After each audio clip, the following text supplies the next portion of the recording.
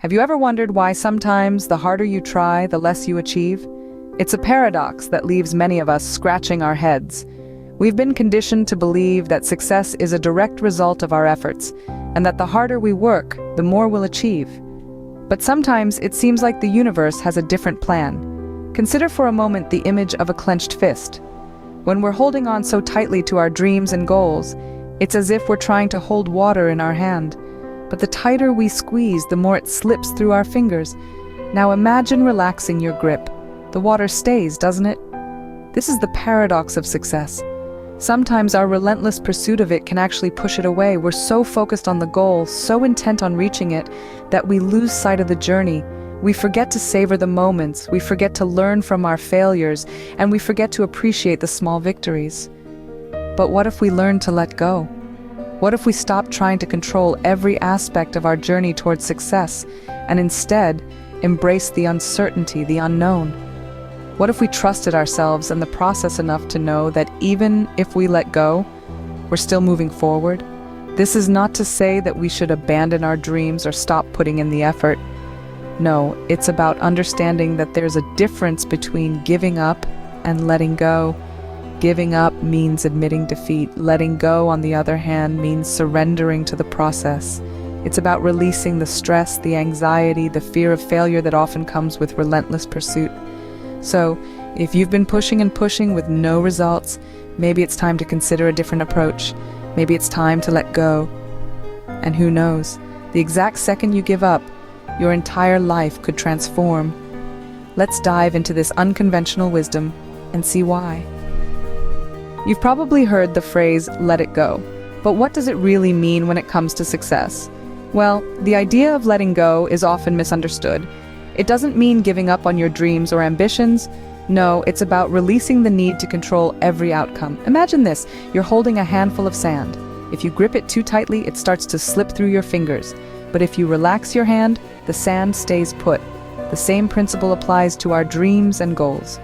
If we're constantly forcing, pushing, and trying to control every detail, we end up blocking the natural flow of opportunities.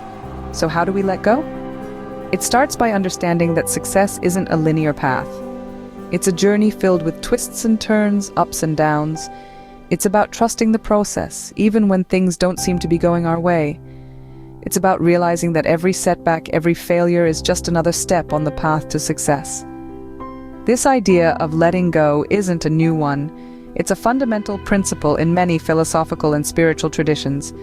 It's about detachment, not from our desires, but from the anxiety and stress that come from trying to control everything.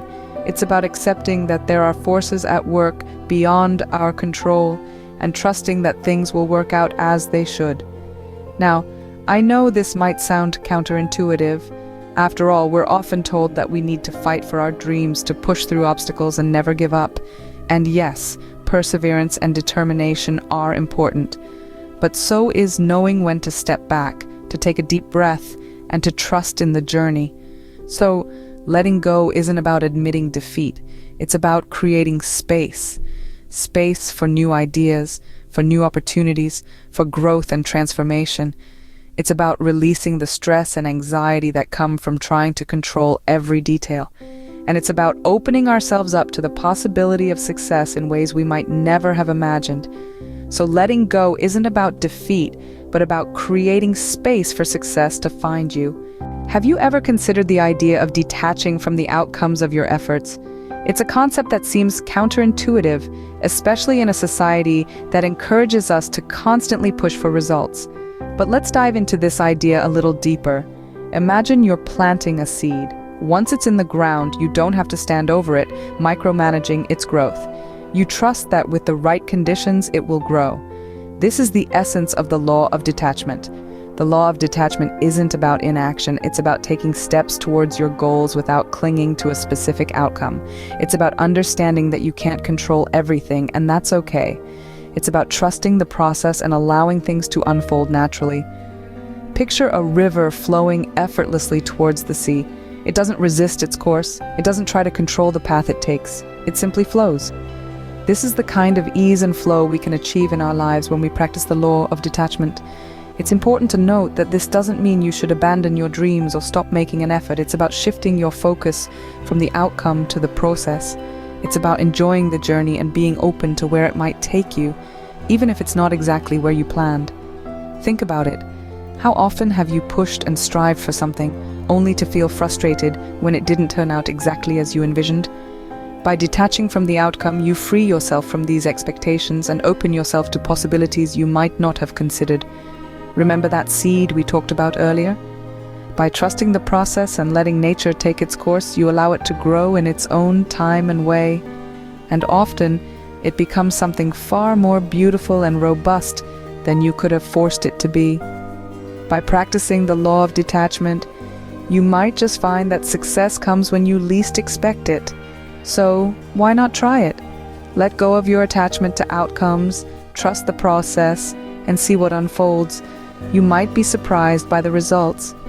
Ever felt so mentally exhausted that you just wanted to give up? An all too common sentiment, isn't it? But here's what's fascinating. Science tells us that this feeling, this mental burnout, is actually a signal from your brain that it's time to step back and recharge. Now you might be thinking, but I can't afford to take a break, I have to keep pushing. Well, hold on a second. Let's take a look at what's happening in your brain when you're experiencing mental burnout. Your brain, just like any other part of your body, has its limits. When you constantly push and force outcomes, your brain gets overwhelmed.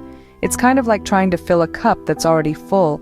The more you pour in, the more spills out. This is your brain on burnout. It's overflowing, it's messy, and it's not functioning at its best. So what happens when you give up? When you step back and let your brain rest? Your mind has a chance to reset. The clutter clears away, and suddenly there's room for new ideas, new perspectives. You're able to see solutions that were hidden by the chaos of mental exhaustion. Think of it as a computer reboot. You're not quitting or giving up. You're simply pressing the reset button. You're granting your brain the space it needs to process, to breathe, and ultimately to thrive. Now, this doesn't mean you should abandon your goals or stop striving for success. Not at all. It's about understanding that relentless pursuit without rest is a recipe for burnout. It's about recognizing that your brain, just like your body, needs time to recover and recharge. So the next time you find yourself on the brink of mental exhaustion, remember it's okay to step back. It's okay to let go. Because sometimes the most productive thing you can do is to give yourself a break. You might just find that in the space of surrender, inspiration strikes, clarity emerges, and the path to success becomes surprisingly clear. Sometimes the key to a breakthrough is simply taking a step back. What if I told you that giving up could be a strategy, not a defeat? Yes, you heard that right. We are talking about the art of strategic surrender. Now, before you get any ideas, let me clarify. Strategic surrender isn't about throwing in the towel and admitting defeat. It's not about quitting on your dreams or aspirations. Quite the contrary, it's about shifting your energy and focus. It's about knowing when to pivot, when to pause, and when to let go. Think of a river. It doesn't force its way through obstacles. It flows around them. It surrenders to the path of least resistance, and yet it never stops moving. You see, surrendering isn't about giving up. It's about embracing the flow of life, about recognizing that you can't control everything, and that's okay. It's about allowing space for new, better opportunities to come your way. Let's say you're on a path and it's not leading you where you want to go. You're pushing, you're striving, but you're not getting anywhere. Here's where strategic surrender comes into play. Instead of forcing your way down a path that isn't working, you pause, you step back, you reassess, you surrender to the fact that this path isn't the right one for you, and then you pivot. You find a new path, a new approach, a new way of achieving your goal. Strategic surrender is about flexibility. It's about understanding that there are many paths to success, and if one isn't working, there are countless others to try. It's about knowing that sometimes the best thing you can do is take a step back, take a deep breath, and let go. So, next time you find yourself pushing against a closed door, remember the art of strategic surrender. Remember that sometimes the most powerful move you can make is to stop pushing, to step back, and to open yourself up to new possibilities. Strategic surrender isn't about quitting, it's about knowing when to pivot and when to pause. Is there a difference between giving up and letting go? You bet there is, and it's a crucial distinction that can change your whole perspective on success. When we talk about giving up, we often associate it with failure. with the abandonment of dreams and goals. But that's not the case. Giving up isn't about quitting on your dreams. It's about stepping back, reassessing, and allowing a little room for the universe to work its magic. On the other hand, letting go is about surrendering your need to control every single detail. It's about trusting the process and understanding that sometimes things don't work out the way we want them to, and that's okay. It's about accepting that failure isn't the end of the world, but rather a stepping stone on the path to success. Here's the thing. We live in a world that glorifies hustle and grind. We're told to keep pushing, to keep fighting, to keep trying even when we're exhausted, even when we're burnt out. But what if that's not the answer? What if the key to success isn't pushing harder, but stepping back? Think about it. When you're so focused on the end goal, you can miss out on opportunities right in front of you. You can become so consumed by your plan, your strategy, that you lose sight of the bigger picture. So what's the key difference between giving up and letting go? It's the shift in perspective. It's the understanding that sometimes the best thing you can do for your dreams is to take a step back, to reassess, to let go of your need to control every single aspect of the journey. Because when you let go, you make space. You make space for new opportunities, for new perspectives, for new paths to success. And sometimes those paths are even better than the ones you had originally planned. So next time you feel like you're at the end of your rope, remember this. Giving up isn't failure, it's simply a shift in strategy. And letting go isn't about quitting, it's about trusting the process. Remember, success often comes when you make space for it, rather than trying to force it. What happens when we trust the process and let go of our need to control? This is where we tap into the hidden power of trust. Trusting the universe, fate, divine timing, whatever you want to call it, is about surrendering the reins and allowing life to unfold naturally. It's about realizing that we, as humans, don't have all the answers, and that's perfectly okay. Imagine you're holding onto a rope, and your hands are getting sore, your muscles are aching, and your fingers are starting to bleed. But you're too scared to let go because you don't know what will happen. Now consider what might happen if you release your grip. You might fall. But imagine if instead you start to fly. That's the power of trust. It's about realizing that sometimes the universe has bigger and better plans for us than we could ever conceive.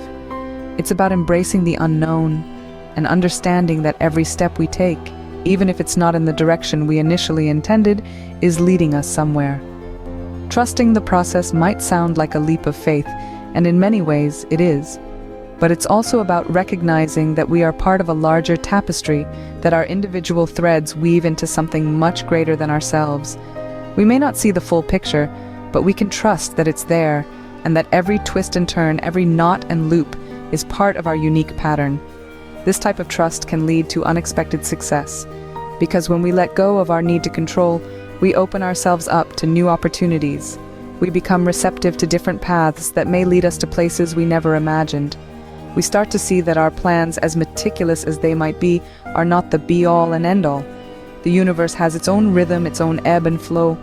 And when we tune into that, when we surrender our need for control and trust in the process, that's when we truly start to thrive. So the next time you're feeling stuck or overwhelmed, remember, sometimes the best thing you can do is simply let go.